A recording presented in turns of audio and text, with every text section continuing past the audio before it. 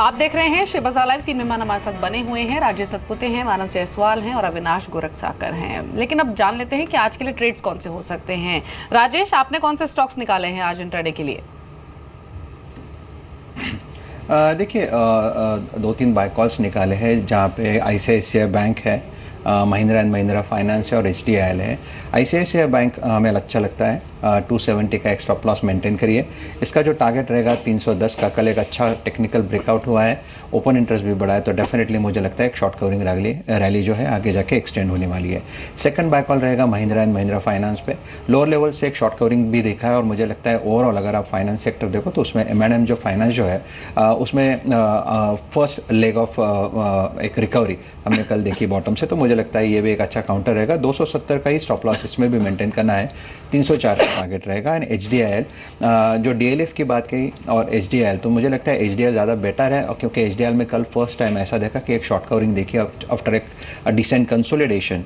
So risk to reward भी बहुत अच्छा है HDIL में। 62 का एक स्टॉप लॉस मेंटेन करना है और इसका जो टारगेट रहेगा वो रहेगा 74 का। ठीक है मानस, आपकी तरफ से आज की ट्रेडिंग पिक कौन सी है? देखिए, पहला तो M&M जो हमने पहले डिस्कस किया, क्योंकि एक बेस बना है 1150 के आसपास और कल 100 दिनों का 200 दिनों के मूविंग एवरेज बेहतर वॉल्यूम के साथ ब्रेक हुए हैं, तो उम्मीद करिए कि यहाँ पर रिकवरी अभी और देखने को मिलेगी। 1370 तक के टारगेट्स पॉसिबल हैं, तो खरीदारी करें। 1265 का स्टॉप लॉस रखें। दूसरा स्टॉक है भारत फाइनेंशियल्स का, जहाँ पर लगातार हायर टॉप्स हायर बॉटम्स पिछले करीब 4-5 हफ्ते से बन रहे थे और कुछ दिन पहले स्टॉक ने 200 दिनों का मूविंग एवरेज ब्रेक किया था और कल एक रेजिस्टेंस जो 750-760 के आसपास था वो बेहतर वॉल्यूम्स के साथ ब्रेक हुए हैं। तो मैं समझता हूँ कि यहाँ पर ये रैली कंटिन्यू रहेगी। 850 तक के टारगेट्स पॉसिबल है। 770 का स्टॉप लॉस रखें। और तीसरा स्टॉक रहेगा इंडिया सीमेंट्स का, जहाँ पर एक वी शेप रिकवरी हमने 105 के स्तर से देखी है और कल जिस तरह स्टॉक ने 150 के लेवल्स को ब्रेक किया है, मैं उम्मीद करता हूँ कि जो 161 का एक हर्डल है स्टॉक वो भी ब्रेक करेगा इस बार और कोशिश करेगा 170 तक के लेवल्स को टेस्ट करने की। तो 170 के टारगेट सेट करें, 153 का स्टॉप लॉस रखें। तो ये कुछ ट्रेड्स दिन भर के लिहाज से मानस ने आपको बताए हैं, लेकिन बड़े मार्केट पार्टिसिपेंट्स की लगातार हम राय आपको सुनवा रहे हैं बजट पर, और इसी कड़ी में निर्मल जैन और साथ ही साथ मोतीलाल ओसवाल, उनका क्या मानना है, कैसे देखते हैं बजट को मार्केट्स के लिहाज से, सुन लेते हैं। बजट के जो 3 मेजर टेक अवे, एक तो जो कैपिटल एक्सपेंडिचर है वो 25% से बढ़ा दिया गया टारगेट में, जो कि ग्रोथ और इकोनॉमी के लिए बहुत ही अच्छा है। दूसरा, अफोर्डेबल हाउसिंग पे बहुत ही स्ट्रांग फोकस है। उसमें जो एरिया है उसे बढ़ा दिया गया है, इंफ्रा स्टेटस दे दिया गया है, टैक्स इंसेंटिव्स की जो कुछ ग्लिचेस थे वो हटा दिए गए हैं, और जो अफोर्डेबल हाउसिंग सेक्टर है उसका इकोनॉमी पे कैस्केडिंग इम्पैक्ट होता है, क्योंकि उससे एम्प्लॉयमेंट और बहुत सारे जो इनपुट सेक्टर्स हैं सबको बढ़ावा मिलता है। और जो तीसरी चीज़ है वो कि कैपिटल गेंस टैक्स को लेकर कोई छेड़छाड़ नहीं की गई।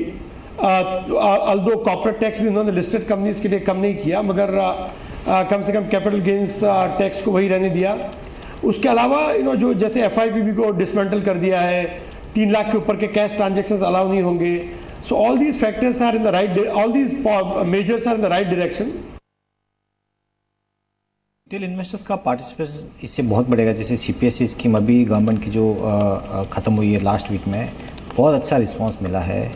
सो डेफिनेटली मार्केट्स में रिटेल पार्टिसिपेशन बढ़ेगा और जो पब्लिक सेक्टर कंपनी की ज़्यादा लिस्टिंग होती है या कंसोलिडेशन होता है तो उनका फ़ायदा डेफिनेटली पब्लिक सेक्टर्स को हो जाए। देखिए, ऑयल मार्केटिंग कंपनीज मुझे लग रहा है कि वैसे भी बहुत अच्छा कर रही है with lower price, lower oil price and lot of efficiencies coming out और सब्सिडी स्कीम जाने से।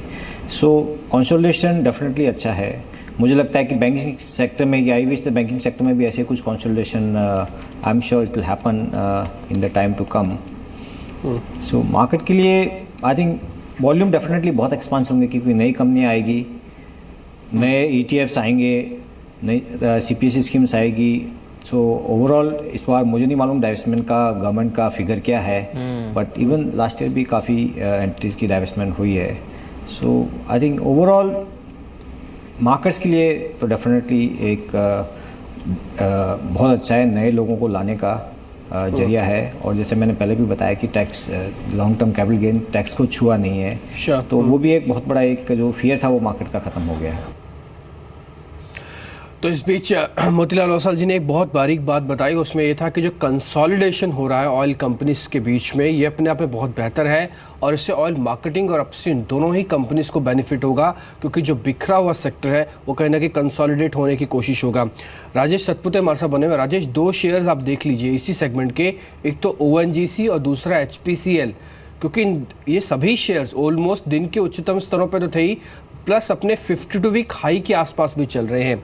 HPCL और ONGC, इन दोनों में क्या करना चाहिए? देखिए, मुझे लगता है कि ONGC में कंसोलिडेशन दिखता है 196-95 के आसपास का इसका एक शॉर्ट टर्म बेस है, और अपसाइड में इसका जो रेजिस्टेंस दिखता है जहाँ पे ये कैप है वो है 210 इनिशियली, और अगर 210 भी निकाले तो ज़्यादा से ज़्यादा 215।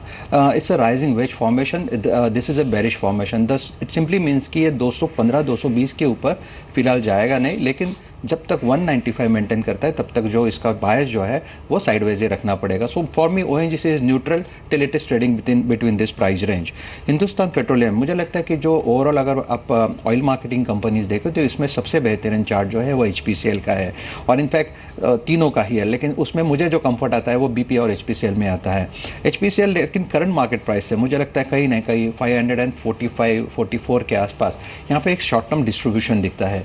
तो अगर जब तक ये 544-45 का लेवल नहीं निकालता है तब तक फ्रेश लॉन्ग ना करे।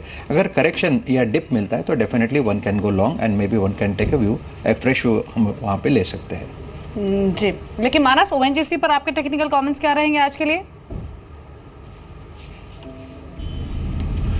देखिए, पैटर्न तो सजेस्ट करता है कि शायद हमें साइडवेज मूव भी देखने को मिलेंगे, क्योंकि 210 एक हर्डल की तरह दिखने लगा है। अगर आप लोअर लेवल्स देखिए तो 195 से 192 एक सपोर्ट की तरह दिखता है। तो इस रेंज में जब तक है तब तक तो मैं नहीं समझता कि ट्रेडर के तौर पे कोई पोजीशन लेना चाहिए। हालांकि मीडियम टर्म चार्ट्स पे हाई टॉप्स हायर बॉटम्स अभी भी बन रहे हैं, तो अगर आपने इन्वेस्ट किया हुआ है 2 से 3 मंथ का आपका टाइम फ्रेम है तो बिल्कुल बने रहें। 188 एक strong support medium term charts पे दिखता है, तो उसके नीचे अपना स्टॉप लॉस रखें। जी।